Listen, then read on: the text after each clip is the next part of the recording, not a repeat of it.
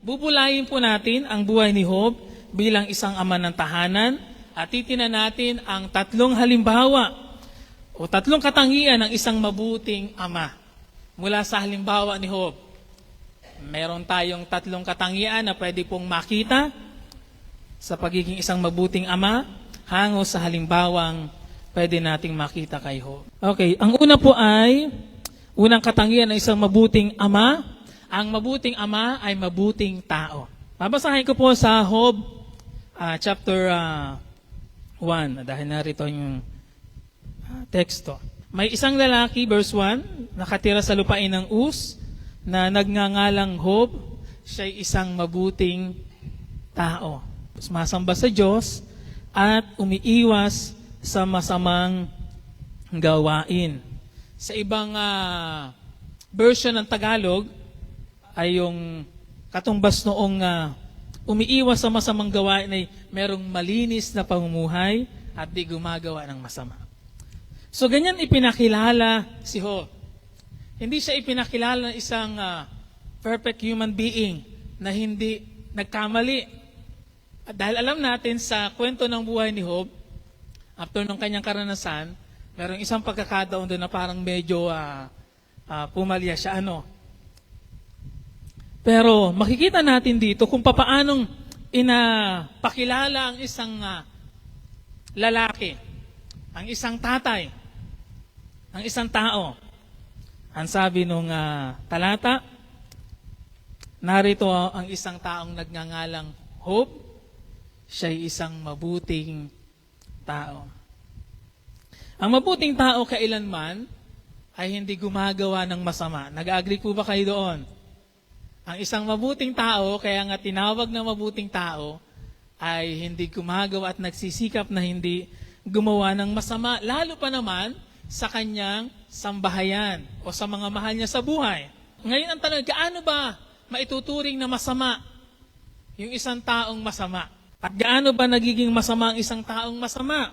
Meron pong ginamit si Jesus sa isa sa kanyang pagtuturo na paghahambing patungkol sa Diyos Ama bilang Ama at sa mga masasamang ama. Sabi niya sa Mateo chapter 7 verse 11, kung kayo ngang masasama ay marunong magbigay ng mabubuting bagay sa inyong mga anak, gaano pa kaya ang inyong amang nasa langit?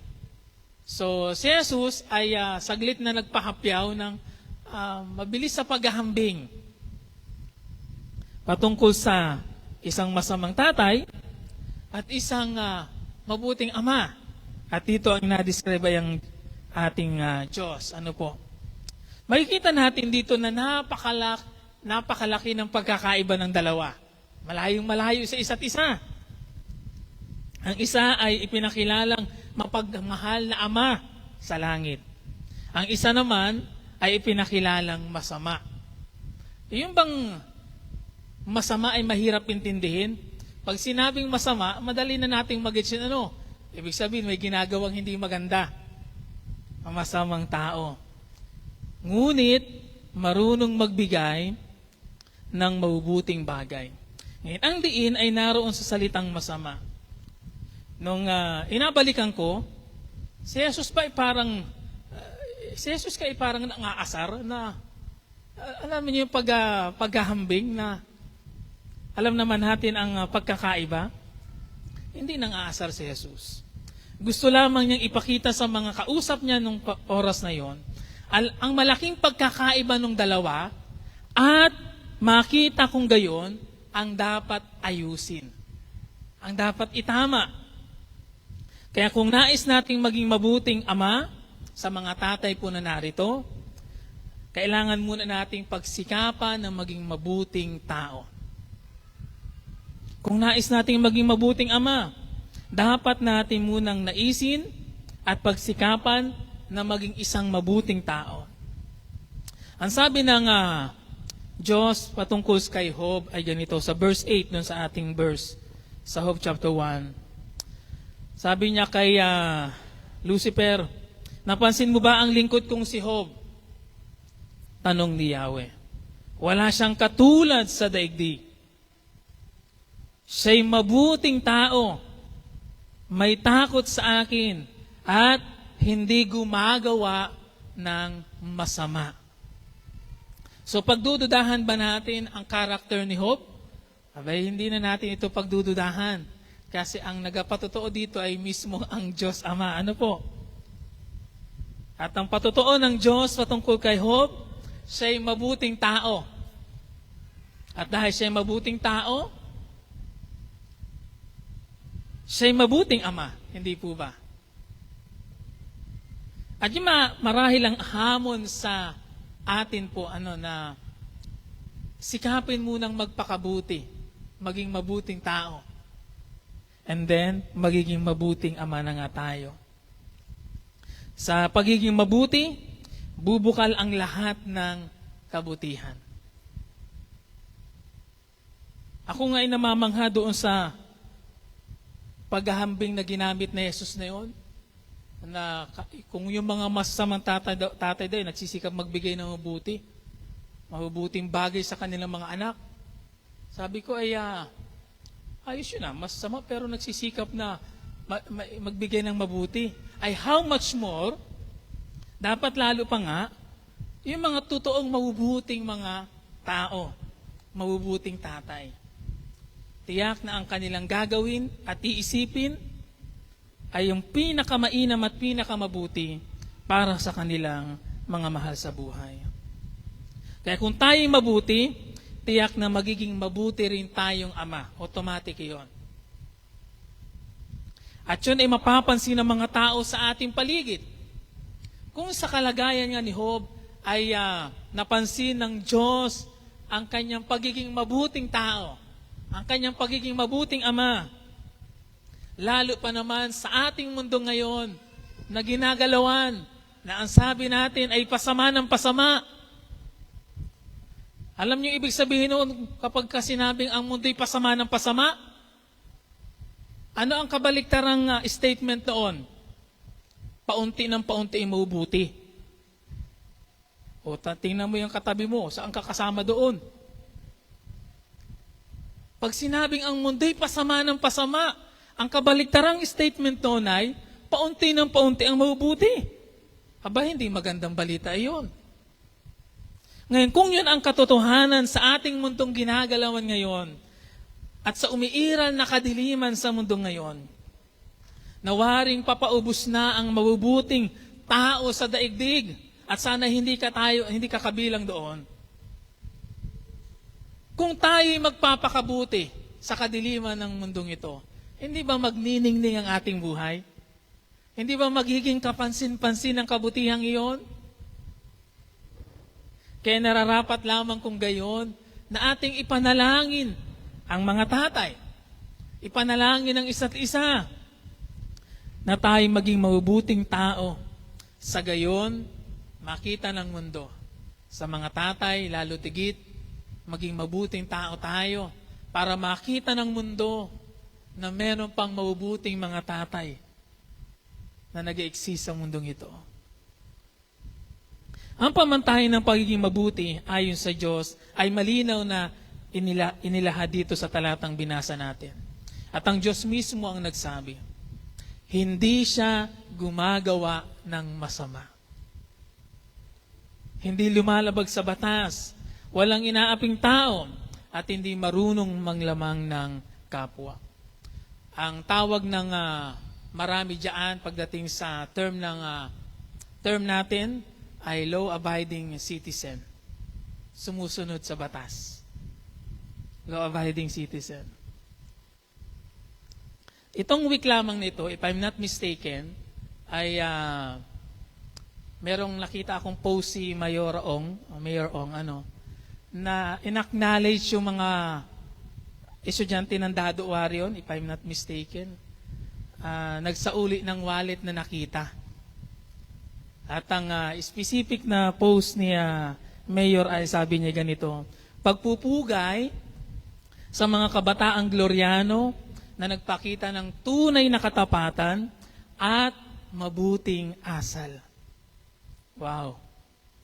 At mabuting asal. Sana'y maraming lumitaw na ganun paano, at sana hindi maubos yung ganun, na merong mabubuting kalooban, mabuting puso, at naisip ko lamang, malamang-lamang ang mga magulang nito mabubuting tao din. Dahil nag-set sila ng standard sa kanilang mga anak na ito ang mabuting gawa. So, pagpalain tayo ng Diyos ang ganong klase ng kabutihan. At sa mga tatay, lalong malaking hamon ito sa atin, na kung gusto nating maging mabuti ang mga taong o ang ating sambahayan, lalo tigit ang ating mga anak, we should set an standard. Ano pang ibig sabihin ng pagiging mabuti? Dapat nilang makita sa atin yon. Not only by words, but by action. Kay Job, ang Diyos ang naging saksi sa uri ng kanyang pamumuhay. Pinagmamalaki ng Diyos si Job, isipin mo kahit sa harap ni Lucifer. At sa akin lang namang pag-iisip, kung sa taong wika yun, parang medyo may insulto ng konti. Napansin mo ba yung lingkod kong si Job? Walang katulad yun. May pagmamalaki. So, kaya ba tayong ipagmalaki ng mga tao sa ating paligid? And most especially, kung merong ipagmamalaki ang ating mga anak sa atin bilang mga tatay, ano yon? Ano yon? Kasama ba doon sa kanilang ipagmamalaki na ang aking tatay, mabuting tatay? Hindi siya perfectong tatay, nagkamali din siya, pumapalya din, pero I am proud to say, siya'y mabuting tatay. Sana nga ay lahat sa atin ay maipakilala sa ganoong paraan.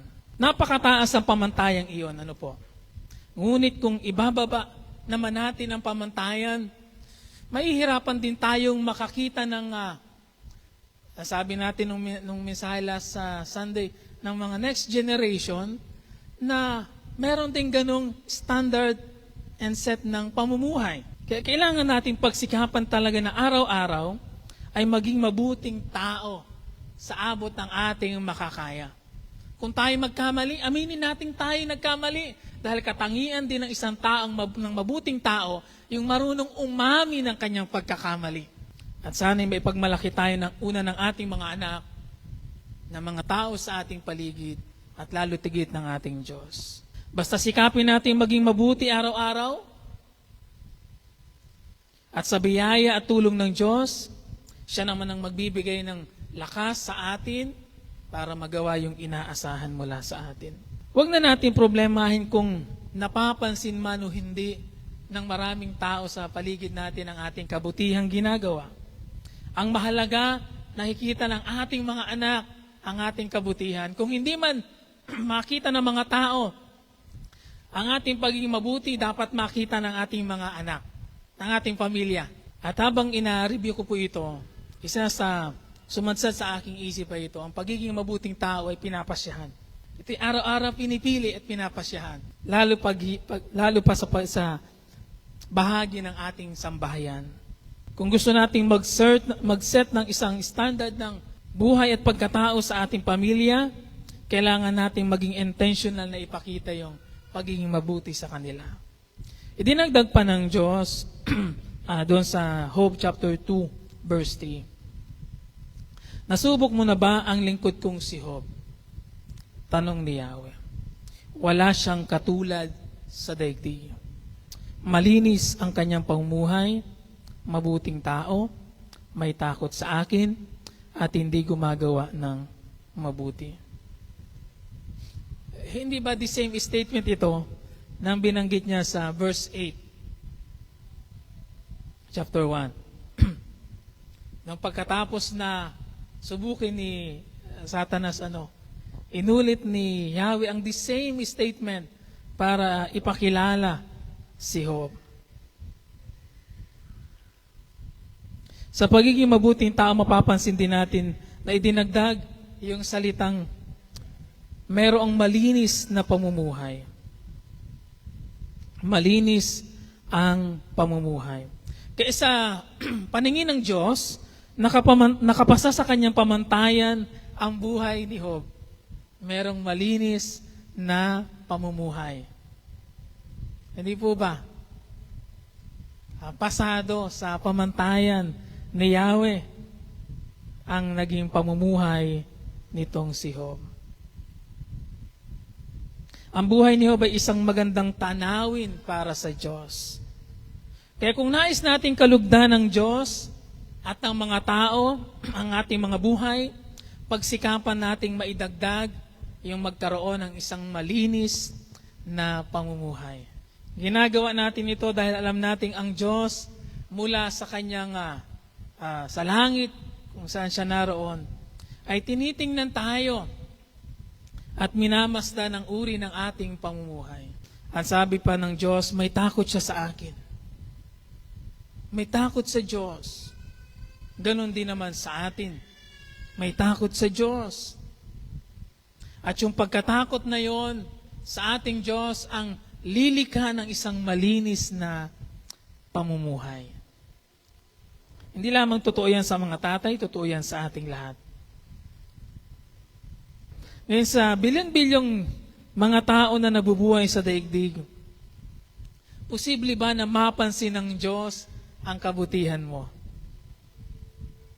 Posible bang mapansin ka pa ng Diyos sa bilyong-bilyong dami ng taong meron sa mundong ito? Pagka ang titingnan natin ay ang buhay ni Job, ang sagot natin ay oo. Dahil ang Diyos ay interesado sa ating mga buhay. Interesado siyang makita kung ano ang nangyayari sa buhay natin. At ang mga mabuting tatay ay nakapagbibigay ng lugod sa Diyos. Maaari namang maipagmalaki si Job dahil marami niyang maipapamana sa kanyang mga anak dahil siya'y tunay na mayaman. Pero may pagmamalaki si Job hindi dahil sa kanyang kayamanan, kundi dahil sa uri ng kanyang pamumuhay. Ang ating yaman ay mawawala sa atin yan. Ang ating kayamanan hindi yan forever na nakakabit sa atin.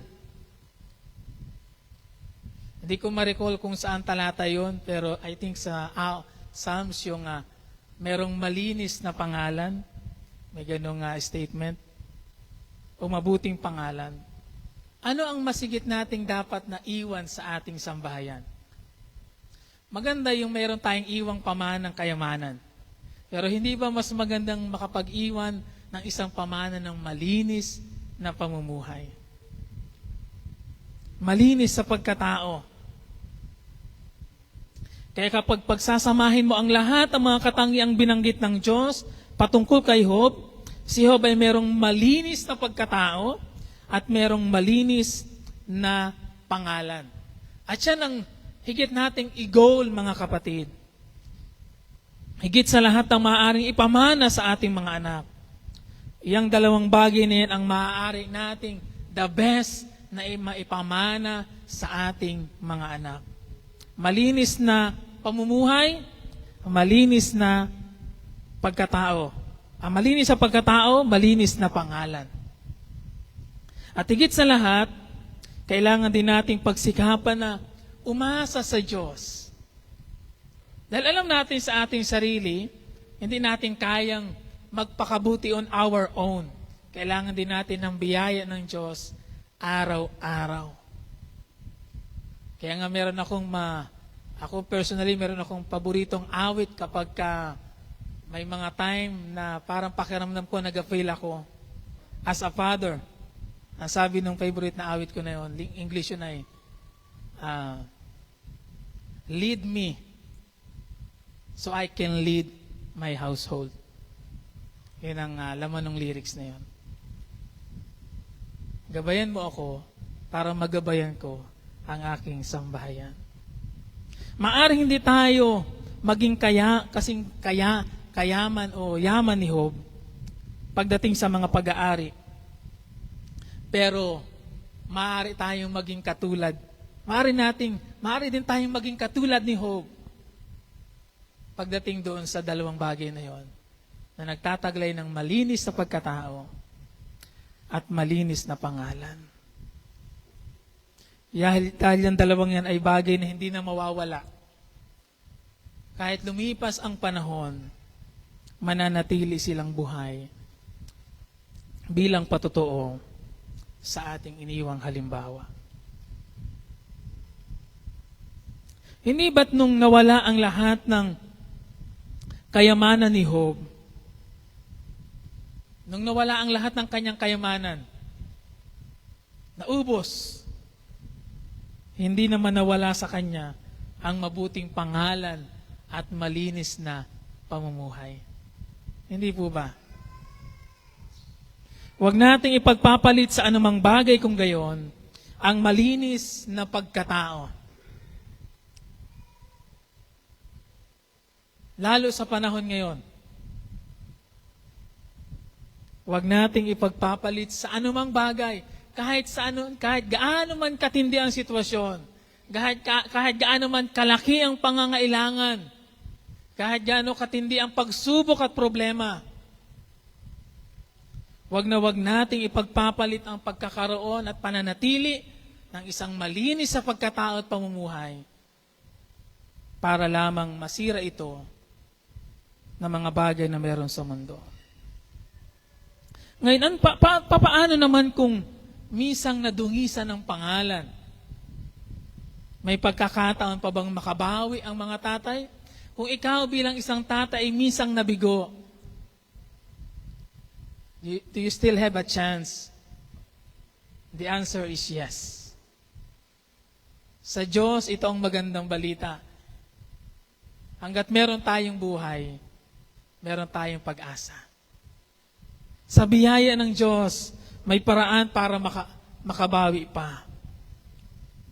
Maaring hindi agad maniwala ang mga tao sa paligid dahil sa ating mga naging pagbagsak. Ngunit sa ating pagsisikap at biyaya ng Diyos, kalaunan makikita nila yung katotohanan sa buhay natin na tayo ay binago ng Diyos at sinamahan ng Diyos. Kaya kung nadapa, tumayo, bumangon muli, at magbalik loob. Alam ng Diyos ang ating pinagdadaanan, at kung tayo magpapakatotoo sa Diyos, bibigyan tayo ulit ng pagkakataon na makabawi. Kung hindi man napakahabang panahon ang pwede nating maibawi, bibigyan tayo ng panahon ng Diyos para makabawi. Sa mga taong nasa paligid natin, lalo na sa ating sambahayan. At kung binigyan naman tayo ng Diyos sa pagkakataong makabawi, bawiin nga natin. Samantalahin nating makabawi, gawin ang best na pwede nating magawa, maging mabuting ama sa ating pamilya. Pangalawa po, ang mabuting ama ay isang mabuting tagapagtustos. Kanina ibinanggit natin ang paghahalimbawang ginamit ni Jesus dito sa binasa nating talata. Sa verse ni Lucas 11 verse 13, kayong mga ama, bibigyan ba ninyo ng ahas ang inyong mga anak? At anak kung humingi ng isda? At bibigyan ba ninyo ng alakdan kung humihingi ng itlog? Kung kayo nga na masasama ay marunong magbigay ng mabubuting bagay sa inyong mga anak, gaano pa kaya ang inyong amang nasa langit? Ibibigay niya ang Espiritu sa mga humihingi sa Kanya. Siyempre kung sino ang may tuturing na best father, ay wala nang hihigit pa sa Diyos. Siya talaga ang number one at best na tatay in the whole universe. Talagang ang Diyos yun. Ang best father in the whole universe, medyo mag-ingat tayo dun, hindi totoo yun. Ang best father in the whole universe ay ang Diyos yun. Ngayon sinabi ni Pablo na ang Diyos ang pinagtutularan ng pagkaama sa langit at sa lupa. Kaya kung ang idea lang best father ay ang Diyos na inadescribe ni Jesus dito sa binasa kong text sa Lucas, ang sabi ni Pablo sa isa niyang sulat, ang pinagtutularan natin ng pagkaama ay ang ating Ama sa langit. Tayo mga ama, mga tatay dito sa lupa. Ibig sabihin, ang ating magiging ang ating titingnan na tutularan sa pagkaama ay yung pagiging ama ng ating Diyos. At paano daw ang Diyos Ama? Ang sabi ng talata, doon sabi na, kung kayo nga mas may marunong magbigay ng mabuting bagay, gaano pa kaya ang inyong amang nasa langit? Ang ating amang nasa langit, He is a best Father, He is a good provider. Ang Ama natin sa langit ay marunong magbigay ng mabubuting bagay. At syempre kasama nga si Job doon sa isa sa mga halimbawa ng good provider. Palibasa dahil sa kanyang klase ng buhay, siya'y mayaman, merong naipundar, at talagang merong kakayanan na maibigay ang pangailangan ng kanyang mga anak. Ang katotohanan niyan dyan sa chapter 1 verse 4 ng Job, ang mga anak niyang lalaki ay hali-haliling naghahanda sa kanilang bahay. Hali-haliling naghahanda sa kanilang bahay. Tandaan po natin na 10 ang anak ni Job. At doon sa 10, 7 ang lalaki. At yung 7 ito ay may kani-kanilang bahay, yung 7 lalaki na yun. Ano? At ang sabi doon sa talata, hali-haliling naghahanda, hali-haliling naghahanda sa kanilang bahay. Isipin mo yun, hindi nauubusan ng maihahanda.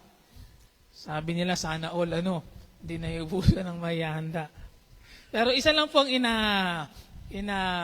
pakita noon, na si Job ay may kakayanan na i-provide at ibigay ang pangailangan ng kanyang pamilya para magkaroon ng maayos na pamumuhay.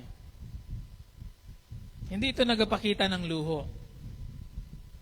Pero ang masigit na ina-highlight dito yung pagiging good provider para sa kanyang pamilya. Kaya ni Job na bigyan sila ng maayos na pamumuhay. Alam nating hindi madali ang magpalago ng kabuhayan. Kung gaano kahirap ilang beses para makaipon-ipon, si Brother Noni. Pag malaki ang pangailangan, nakamot sa ulo pagka walang luwas, Pagka walang talo, pagka walang... Ngayon, napakainit ng panahon, salamat na naulan sa gabi, nagsasaya ang mga may palayan ngayon.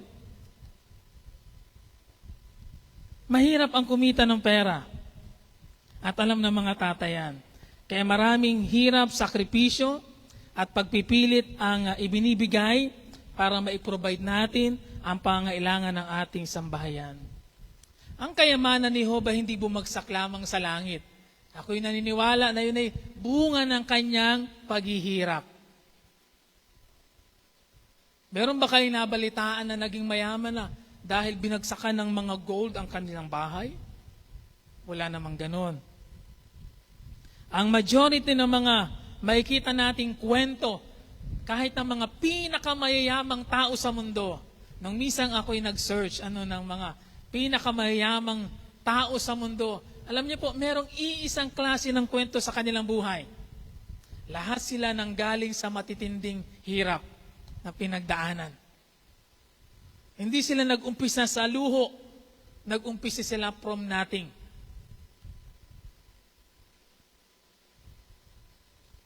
Mula sa maliit, pinagsikapan, pinaghirapan, hanggang sa lumago. Alam niyo po ba sa Biblia, ang salitang ama, ang katumbas, ang ibig sabihin ay source o pinagmumulan. Kaya ito'y nag-describe ng nature ng katungkulan ng tatay. Ang tatay, by nature, ay provider, tagapagkaloob, tagapagbigay. Kaya by nature and by responsibility, talagang ang mga tatay ang tumatayong dapat na nag-provide para sa pangailangan ng kanilang pamilya. Kaya ang challenge sa mga kabataan marahil ito, hindi ka pa handang maging tatay kapag hindi mo pa naiintindihan ang katotohanan ito, na ang padre di pamilya ang tumatayong tagapagkaloob ng pangailangan. Kapag hindi mo pa naiintindihan yon at hindi ka pa readyng harapin yon, hindi ka pa readyng maging tatay. Sasaba ka sa matinding hirap, problema, pagsubok, konsekwensya kapag tatangkain mo na pasukin ito nang hindi mo naiintindihan at hindi ka pa readyng harapin. Alam ng mga naging tatay na yan, iba't iba ang kakayanan nating mag-provide. Hindi lahat ay yayaman at hindi lahat ay may kakayanang magpamana.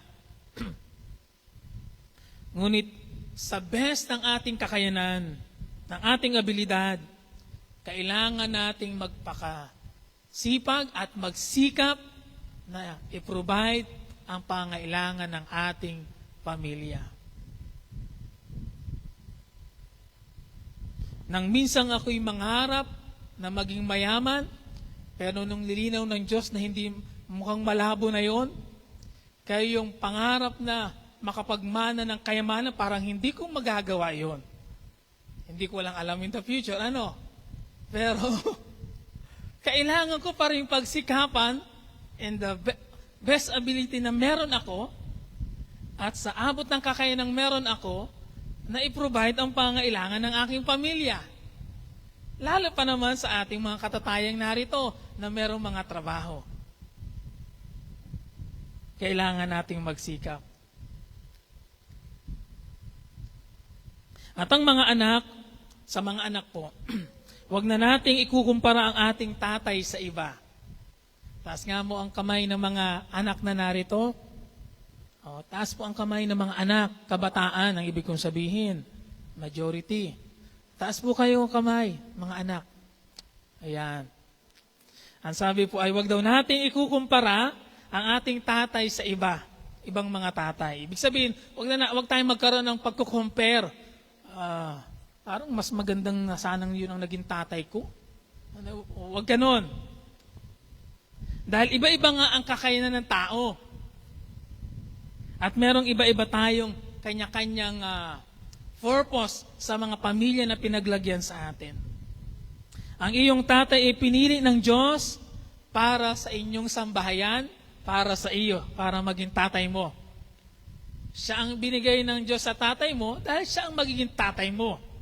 Hindi yung kapitbahay mo. Kaya huwag ka nang mangharap na yun sana ang naging tatay ko, imposibleng mangyari yon.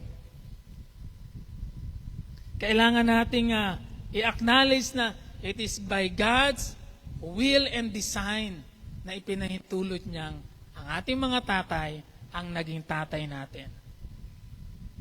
At ipagpasalamat natin yun sa Diyos. I-appreciate natin ang ating mga tatay sa kanilang pagsisikap na ibigay ang ating mga pangailangan at mabubuting bagay sa ating buhay. Ang mahalaga, tayo nakatira sa isang bahay na maayos, may bubong, at na ipuprovide ng ating pagkain araw-araw. Sapat na yon para tayong magpasalamat sa kabutihan ng Diyos sa buhay ng ating mga tatay. Amen po ba? Mga kabataan lalo na. Maaaring hindi agad ito maintindihan ng marami, lalo sa mga kabataan. Mas mauunawaan ito kapag kayo naging tatay na. Pagka naroon na tayo sa ganung sitwasyon. Minsan naalala ko ang aking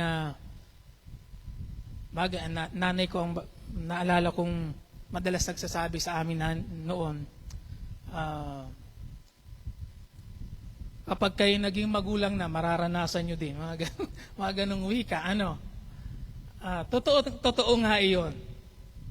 Maiintindihan mo yung sitwasyon kapag ka naroon ka na. Kaya kapag ka naging tatay na kayo, maiintindihan nyo din ang maraming kahulugan na sinasabi ko ngayong umaga. Kaya sa ating pong mga tatay na narito, kailangan nating pagsikapan na maibigay ang pangailangan ng ating mga anak. Pero hindi lamang naman pinansyal. merong ibang bagay din tayong dapat ina-provide. Tayo din ay tagapagkaloob ng pagmamahal. Hindi lamang dapat pera ang natatanggap nila sa atin, dapat tumatanggap din sila sa atin ng pagmamahal. Dapat alam nila na sila'y minamahal ang ating mga anak.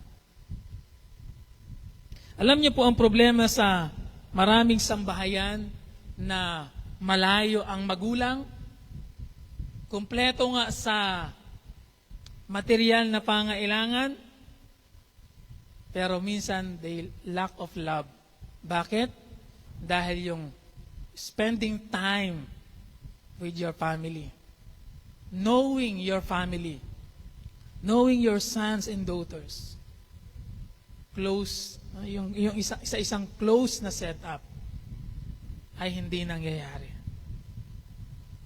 At katungkulan po ng nating mga tatay, majority, na tayo ang manguna noon. Katungkulan natin na i-assure sa ating mga anak na sila ay minamahal natin.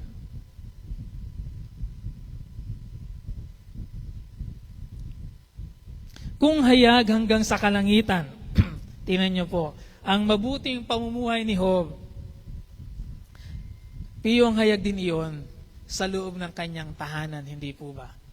Kung naging obvious na obvious sa langit yung nakikitang kabutihang meron sa puso ni Job, ay lalo tigit naman sa kanyang pamilya. Nag-agree po ba kayo na kung i-interviewin natin ang mga anak ni Job noon, ano ang kanilang sasabihin? The same statement din kaya ng sinabi ni Yahweh patungkol kay Job? Parang gusto kong maniwala na maaari. Na ganun din nila ipapakilala ang kanilang tatay. Kaya mapalad ang mga naging anak niya. Pagpapasalamat nila na si Job ang naging tatay nila. Ano-ano ang mga halimbawang maaaring tularan? Halimbawa ng pagiging mabuti. Halimbawa kung paano maglingkod sa Diyos. Halimbawa sa pagkakaroon ng malinis sa pangalan. At yung halimbawa kung paano mahalin ang Diyos. At halimbawa kung paano makipagkapwa tao. Hindi ba ang maraming halimbawang ito ay nagsilbing malakas na impluwensya na babaunin ng kanyang mga anak? And the same thing sa atin. Ang ating mga mabubuting halimbawa ay magsisilbing impluwensya na hahatak sa ating mga anak para magpakabuti rin. Ang nakikita ay mas malakas na tagapagturo kaysa salita. Kaya sabi nga, action speaks louder.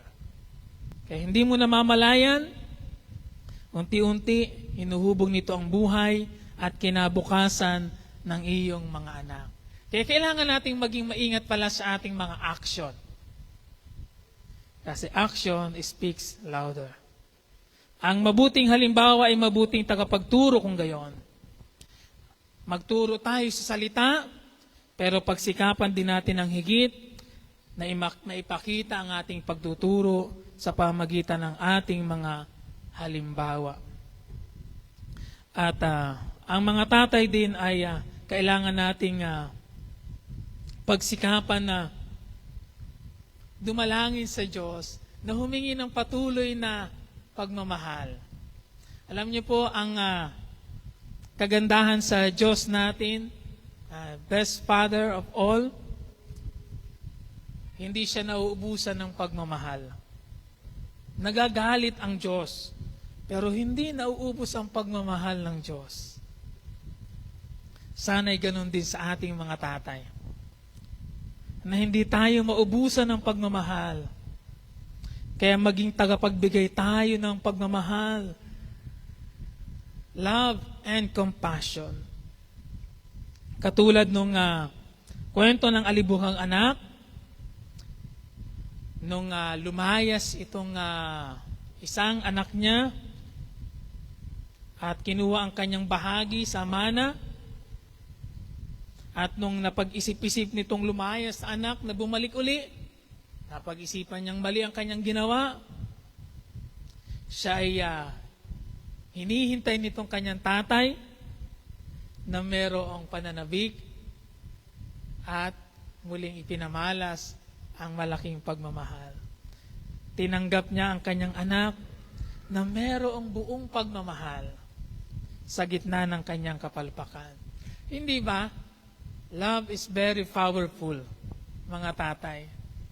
Minsan kasi nagkakaroon lamang tayo ng idea, lalo na sa mundong ito, sa kasalukuyan, na pagdating sa set-up ng family, ang mas labing ay ang mga nanay. Waring pagdating sa galawan, parang na ang mga nanay ang mas labing kasi parang by nature, mas gentle daw sila. Pero sa ating mga tatay pala, dapat tayo ang higit na mas maging labing. Kasi yung ideal ng meron tayong loving father, ay dapat tayo maging loving father. Amen po ba sa mga tatay? Yung pagmamahal na yon ang ating tutularan, isi-share sa ating sambahayan. At pangatlo po, ay ang mabuting ama ay isang makadiyos na ama. Kaya una, maging mabuting tao, maging mabuting provider, at ang mabuting ama ay isang makadiyos na tatay. Sabi doon sa Hope chapter 1 verse 5, tuwing matatapos ang alinmang handaan, maagang nagbabangon si Job upang ipaghandog ang kanyang mga anak sa pagbabakasakaling lihim na nalapastangan ng mga ito ang Diyos. Merong napakalaking pagpapakundangan na meron si Job pagdating sa Diyos. Ayaw ni Job na malalapastangan ang Diyos. Hindi ba yun ang ina-highlight ng talatang iyon? Kung meron mang isa sa ayaw ni Job na mangyari, ay yung ayaw niyang malalapastangan ang Diyos. At ganun din yun sa kanyang pamilya. Parang gusto ko ngang isipin na sa abot ng makakaya ni Job, inabantayan niya ang galaw ng kanyang mga anak. Kasi ayaw niya na malapastangan ng kanyang mga anak ang Diyos. Para kay Job, ang kaugnayan ng kanyang pamilya sa Diyos ay napakahalaga. Kaya kung may kasalanan sa pamilya na umiiral, agad siyang namamanhik sa Diyos. Lumuluhod. At dito sa okasyong ito, ang sabi dito, every time na tatapos yung mga handaan na yon, maagang-maaga kinabukasan, pakahulugan ko yun na nauuna siyang gumising. Yung maagang nagbabangon, ang ibig sabihin ay nauuna siyang gumising at inapanalangin ng kanyang mga anak. Sa pagbabakasakali, anong ibig sabihin ng pagbabakasakali? Hindi naman sigurado, pero baka lang. Kahit baka lang yun, inadulog ni Job sa Diyos at inahingi ng tawad ni Job sa Diyos. Na baka nga nakagawa ang mga anak niya ng mga bagay na hindi kalugod-lugod sa Diyos. Kaya isipin niyo po, ang kanyang ginagawang paggising na maaga at paghahandog sa Diyos ay hindi para sa kanyang sarili lamang. Ito'y para sa kanyang mga anak, para tiyakin na sila'y mananatiling merong maayos na kaugnayan sa Panginoon. And that is a big assignment para sa ating and good person. Kailangan din nating maging tiyak na tayo magiging godly people, godly man, faithful man, na aakay sa ating mga anak para magkaroon ng isang maayos na kaugnayan sa Diyos. Kaya ang mabuting ama, kung gayon, ay namamagitan sa Diyos para sa kanyang mga anak. Sa madaling sabi, ang mga tatay ay dapat na marunong manalangin para sa kanilang mga anak. Si Job ay tumatayo sa harapan ng Diyos para ihingi ng tawad ang kanyang mga anak. Ihingi ng biyaya ang kanyang mga anak. Dahil sa pagbabakasakali na gumawa ang mga ito ng mga bagay na hindi maganda. Bakit ganun mag-isip si Job? Dahil alam ni Job ang konsekwensya ng kasalanan. Alam ni Job na merong malaking kapalit ang paglapastangan sa Diyos. Kaya bago pa sila maparusahan, inuunahan na ni Job ng handog para sa kasalanan. Ang handog na iyon ay nagsisilbing peace offering para hindi matuloy kung sakali man na merong kaukulang kaparusahan para sa mga nagawang kasalanan ng kanyang mga anak. Ang husay ni Job, ano po? Sabi nga, advance mag-isip. Alam niya na kapag merong nagawa mga ito, mga anak niya, posibleng ito ang mga mangyari. Kaya bago pa yun, inuunahan na niya in advance. Kaya kung ang pagiging makatao ay nangangahulugan ng maging mapakundangan sa kapwa-tao at sa kanilang kapakanan, gayon din naman, ang pagiging makadiyos ay nangangahulugan ng maging mapakundangan sa Diyos, sa kanyang kaluwalhatian, at sa kanyang mararamdaman. Wala pang palatandaan o ebidensya ng paglapastangan sa Diyos, humihingi na si Job ng biyaya para sa kanyang mga anak. Isa lang ang ibig sabihin nun sa akin, mga kapatid. May nakita man tayong wala na ginawang masama o meron ng mga anak natin, tayo ay palaging manalangin para sa ating mga anak. Yun lang ang simpleng implication nun sa akin, personally as a tatay. Yung ginawa ni Job, may nakikita man tayo wala. Ang paanyaya nun ay, palagi nating ipanalangin ang ating mga anak. Huwag lang natin silang ilalapit sa Diyos kapag meron na silang nagawang mali. Susundan niyo po ba ako, mga tatay? Huwag lang natin silang ilulot sa Diyos kapag nagawa na nilang isang bagay na mali. No. Hanggat maaari, araw-araw, iluhod natin sila sa Diyos. Dahil hindi natin alam ang takbo ng buhay. Lalo pa hindi naman sila forever na nasa ating poder. Hindi natin sila araw-araw mababantayan. Hindi sila araw-araw nakatali sa atin. At darating ang panahon sila hihiwalay at magkakaroon ng sarili nilang buhay. And some of you na narito, mga kapatid, ay nasa ganong kalagayan na. Hindi nyo na nababantayan ng inyong mga anak. Hindi nyo na alam ang nangyayari sa kanilang mga buhay. Lalo pa hindi nyo na alam kung anong tumatakbo sa kanilang isip. Lalo pa kung madalang na kayong nagkikita at nagkakausap. So ano ang best na pwede nating magawa? Pray. Pray. Ask for grace and mercy mula sa ating Diyos. Gayahin natin si Job. Para kay Job, mahalaga na masunod ang kalooban ng Diyos at mabigyan siya ng kapurihan. Ang Diyos para kay Job ay hindi dapat basta nilalapastangan, lalo na ng kanyang mga anak. Para sa kanya, ito ay isang kakilakilabot na bagay na hindi dapat payagan at palampasin. Kaya kung hindi man natin mapigilan ang paggawa ng kasamaan ng mga anak, at sana'y huwag mangyari yun sa atin. Pero kung hindi man natin mapipigilan, dahil sadyang tayo taong mahihina, tayo tumayo sa harapan ng Diyos at ihingi sila ng biyaya at tawad.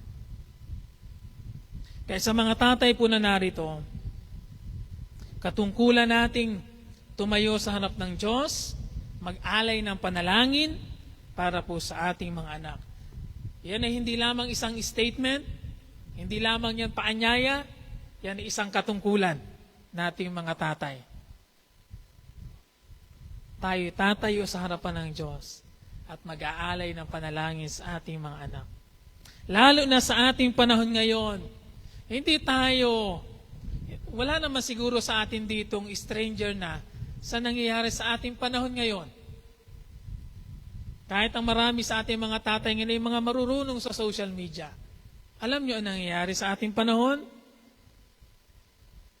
Kaya palagay ko alam nyo din kung ano ang dapat ipanalangin sa inyong mga anak. Para kay Job, ang espiritual na kapakanan ng kanyang mga anak ay itinuturing na isang seryosong bagay. Seryosong bagay. Kanino matututo ang ating mga anak ng pagiging makadiyos? Sana'y una sa ating mga tatay. Ang tatay na makadiyos ay nag-aalala sa espiritual na panganib na pwedeng dumating sa kanyang mga anak. Huwag lamang nating tiyakin na sila ay kumpleto sa pangailangang materiya. Bantayan natin ang kanilang espiritual na buhay. At ipag-alala natin ang kanilang espiritual na buhay. Alam niyo po ang kagandahan nung tayo nag-aalala sa espiritual na buhay ng ating mga anak, palagi tayong mapupersang manalangin. Kaysa tayo nagiging kampante. Naunawaan niyo po ako, mas maigi lang tayo palaging merong ganung pag-aalala. Kasi palagi tayong mapupersang ipanalangin ng ating mga anak kaysa tayo maging kampante lamang. Ay okay lang, mabait naman yung anak ko na yan. Hindi ang gagawa ng kung ano. No. For me, mas maigi pa yung palagi meron tayong pag-alala na bahagi sa ating puso sa ating mga anak. At least, tayo palaging itutulak noon na dumalangin sa Diyos. Sa mga tatay po na narito, ano-ano ang espiritual na panganib sa buhay ng ating mga anak na dapat nating tingnan at ipanalangin? Paano natin binabantayan ng unti-unti nilang paglayo sa Diyos?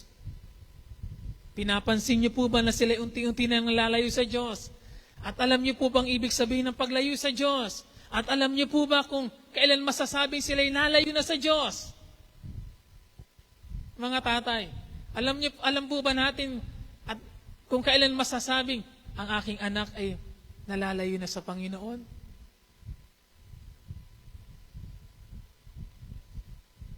Ano ang dapat mong gawin? Paano natin inuuna ang pangyayari sa buhay ng ating mga anak, lalo na sa mga bagay na espiritual? Kung tinuturuan natin ang ating mga anak na maging makatao, mas lalo nating dapat silang turuang maging makadiyos. Dahil yun ang higit na magamater sa ating kaugnayan sa Diyos. Kahayaan natin silang lumaki na merong mataas na pagkilala sa Diyos, pagpapakundangan sa Diyos, at matutunan nilang sambahin, sundin ng Diyos. Sinabi sa ating binasang teksto kanina, hali-haliling naghahanda ang mga anak ni Job. Nangangalugan din ito na sa tuwi-tuwi na si Job ay naghahandog sa Diyos. Naunawaan niyo po ba? Hali-haliling naghahanda daw. So, almost araw-araw. So, ang ibig sabihin din noon, at 7 sa kanyang anak na, 10 anak niya, 7 lalaki. May kanya-kanyang tahanan yung 7 lalaki na yon. Sa tuwi-tuwi na naghahandog siya para sa kanyang mga anak na yon. Hindi pa parang nakakapagod yon. Isa-isahin mo yun, 10 yun. At siguro, bagaman hindi naman inilahad sa kwento, pinapagpalagay ko lang, maaaring inabisita ni Job yung mga bahay ng kanyang mga anak na yun, pinupuntahan niya isa-isa, kinakamusta, inaalam ang sitwasyon, parang nakakapagod yun na ikay pauli-uli. Pero sa isang taong nagmamahal at puno ng pagmamahal, hindi siya napapagod. At yun ang magandang katangian ng mabuting ama. Hindi napapagod magmahal. O sabihin mo sa iyong katabing tatay, huwag kang mapapagod magmahal. Kung mahal natin ang ating mga anak, itataguyod natin ang kanilang espiritual na kapakanan. Sinasabi ng mga dalubhasa po na ang aklat ni Job ang pinakamatandang aklat sa buong Biblia. Alam niyo po ba yon na sa lahat ng aklat dito sa Bible, according sa mga Bible scholars, ang aklat ni Job ang pinaka-old. Ibig sabihin, mas matanda pang sulat kaysa sa Genesis. Kung gayon, wala pa ang kautusan tungkol sa mga saserdote at tungkol sa paghahandog, kasi yung kautusan at yung mga paghahandog nasa Exodo at Leviticus yan. Wala pa ang mga yan, ina-practice na ito ni Job. Nakikita na sa buhay ni Job kung paano makipag-relate sa Diyos. Meron na siyang altar para sa Diyos. At ang altar ay tanda ng espiritual na pamumuno. Ngunit sa kabila ng pagpapakayaman ni Job, hindi niya kinalimutan ang pinakamahalaga at yun ay ang itaguyod ang espiritual na kapakanan ng kanyang pamilya. Pinagmamalasakit ni Job ang espiritual na kapakanan ng kanyang mga anak. At dito'y makikita natin kung gaano kahalaga para kay Job sa lahat ng priority na meron siya, ang i-please ang Diyos. Kaya sa aking pong pagtatapos, nais kong mga musta sa ating mga tatay. Alam ko po na mabigat ang maging tatay at gampanan ng ating pagiging tatay sa pananagutang ibinigay sa atin ng Diyos. At hindi naman natin pwedeng talikuran niyon at ipasa sa iba. Kaya sa umagang ito, ayaw ko din naman pong uuwi ang sino man sa atin na parang lalong nabigatan sa pagiging tatay. Parang yung lahat ng sinabi ni Pastor ay lalong naging pabigat naman na habang inapakinggan ko. Hindi po. Totoong mabigat ang nakaatang sa atin, pero meron tayong Diyos na kapartner. At kunin natin ang sinabi ni Pablo, I can do all things through Christ who strengthens me. Ibig sabihin, sa biyaya at tulong ni Kristo, makakaya natin ito. Pakisabi po sa iyong katabing tatay, sa biyaya at tulong ni Kristo, kaya natin ito. Kaya natin ito. Amen po ba? Amen. Kaya sa lahat po ng ama na narito, Happy Father's Day po muli sa ating lahat. At sa biyaya at tulong ng Diyos, ang mga tatay ng taga CLJC ay maging tatay ng mga huwaran na tutularan din ng mga susunod nating henerasyon, lalo na ng ating pong mga anak. Sa Diyos po ang kapurihan.